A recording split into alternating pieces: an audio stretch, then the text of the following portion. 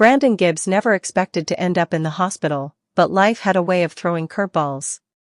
One minute, he was working on his family's farm in Dinwiddie, Virginia, taking care of the animals, and the next, he was on the floor of his bedroom struggling to breathe.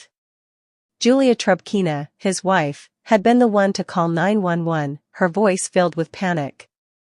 "It felt like my chest was going to explode," Brandon had told her earlier.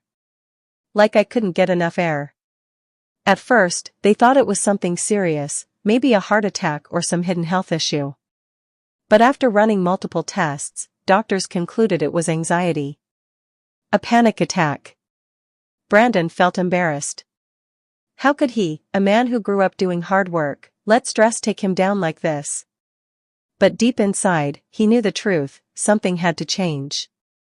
The pressures of life, between farm work, financial struggles, and Julia's own ambitions, had been weighing on him for months.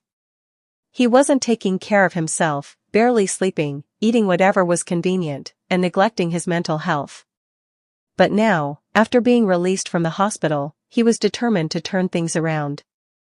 Brandon had never been the gym-going type, but after talking with his best friend from high school, who was now a fitness trainer, he decided it was time to start.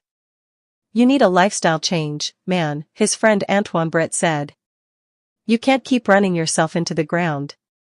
Brandon agreed. He started waking up early, not for farm work, but for himself. Each morning, he and Antoine met at the gym, where he did weight training, cardio, and even some boxing to release stress. The first few days were brutal, but something in him awakened. For the first time in a long time, he felt in control. Meanwhile, Julia watched her husband's transformation with curiosity. "You look good," she said one morning as he came back from the gym, sweating and out of breath. "I like this new Brandon."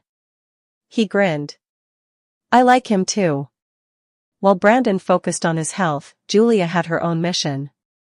She had always dreamed of owning her own business, something independent, something that didn't rely on Brandon's farm or his parents.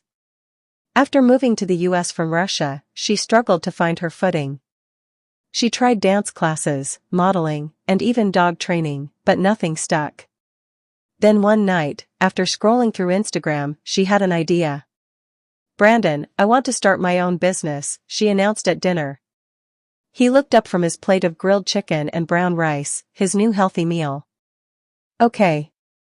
What kind of business?" "A subscription box for dog owners," she said. "Every month, people get cute, stylish accessories for their dogs. I call it Kingdom for Dogs." Brandon raised an eyebrow. "That actually sounds great." Julia's eyes lit up. She had expected some hesitation, maybe even doubt, but Brandon was fully supportive. "Let's do it," he said. And so, Julia threw herself into making her business a really